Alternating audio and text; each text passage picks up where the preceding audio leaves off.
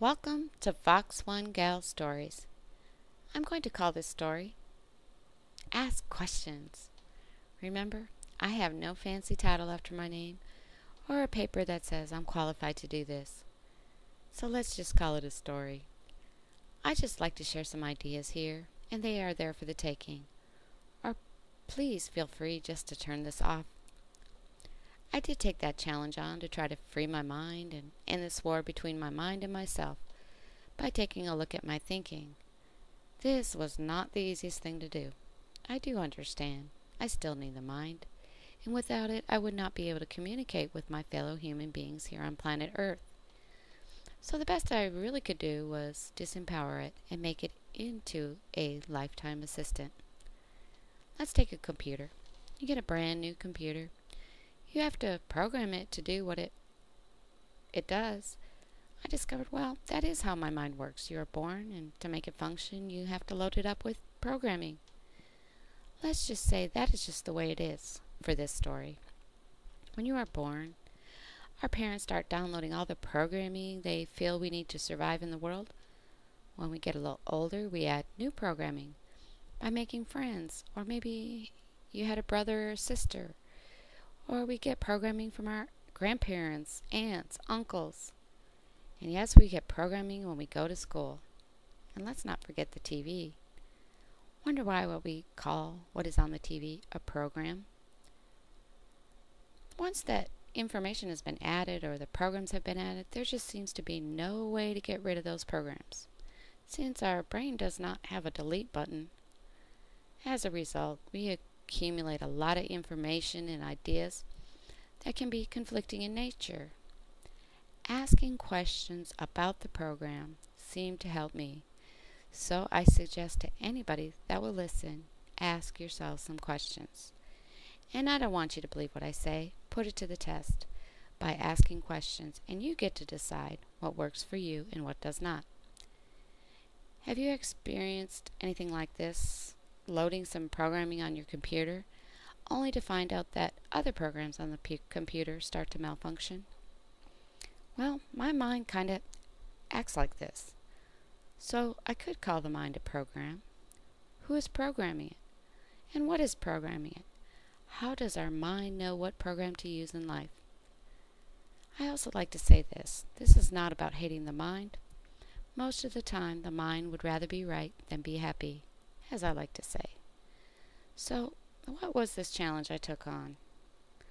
It was one of the biggest challenges I ever had to face, as I like to call it, and it still rears its head when I least expect it to. But I'm better equipped these days when it does. This was truly a war, and this is the best way I can describe what I took on. What did I have to do? Well, I had to overcome my need to be right, or some like to call this self-importance. I did that by beginning to stop taking everything personally. Why? Because what if nothing others do is because of you? And what if what others say or do is just a projection of their own reality or their own story? This was a battle for me, to stop believing that everything is about me, to stop taking everything personally, to end my selfishness and my self-centered behaviors, my manipulating and controlling conduct, my defensive actions, my need to be right, my need to have everything done my way, and my obsessive pride. Wow, that is a pretty significant list.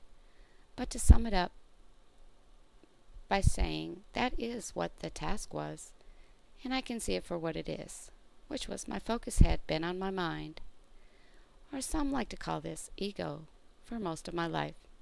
I wanted to change this because I didn't like the results I was getting. I wanted a life filled with love and adventure, so I began to refocus my attention and place it on my heart. I love life to the maximum with all my heart and soul. I see life as a magical and mysterious place. I know the universe is beyond my rational mind to comprehend. I feel humble in the comparison to that immensity. I look for creation of life all around me, and see its beauty that is far beyond the ability of my words to capture it. I like to say I see life as a challenge in every moment. Now, for some folks, as soon as you say challenge, they fear that their lives might become difficult. Not so for me. I live for the challenge. Think about it. If we see every moment as a challenge, how can we possibly become bored? In addition, without the challenges, how can we grow and learn? So if you're happy with the same old and it works for you, then this may not be for you. I do say the mind is like a computer, great for adding numbers and doing the calculations, but it can't give us a gut feeling or those inspirational moments that we do have access to. How many times have you deliberated for days over something your intuition told you to do in the first place? So why did you waste all that time thinking? For me, it became very obvious. I didn't want to make a mistake. Have you ever made a mistake and maybe someone may have called you out on it? In the past, I thought that would be the worst thing like ever for someone to see me mess up. I became so embarrassed and ashamed and spent weeks or maybe years with a mind lashing filled with degrading commentary about my mess up.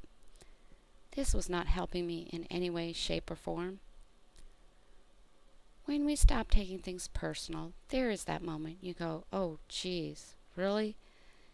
What, I have to take responsibility for my actions and stop blaming others for why I do what it is that I do? For this moment was not pretty for me. But then someone suggested to me that I look to how I was defining responsibility. Could that be the problem? Truth was, I really didn't know how I was defining it, and the definition I picked up for this word was not working. I just had to look at my life. It was a total mess. So I redefined this word to say this: being responsible is the willingness to accept the outcome of our choices we have made. It is also our ability to change our responses. True justice for me is taking responsibility for my mistakes and then forgiving myself and then move on. I also like to say this: never assume anything. Find the courage to ask the questions and express what you really want. I'm going to share that for another time. Fox One Gal, over and out. Until next time.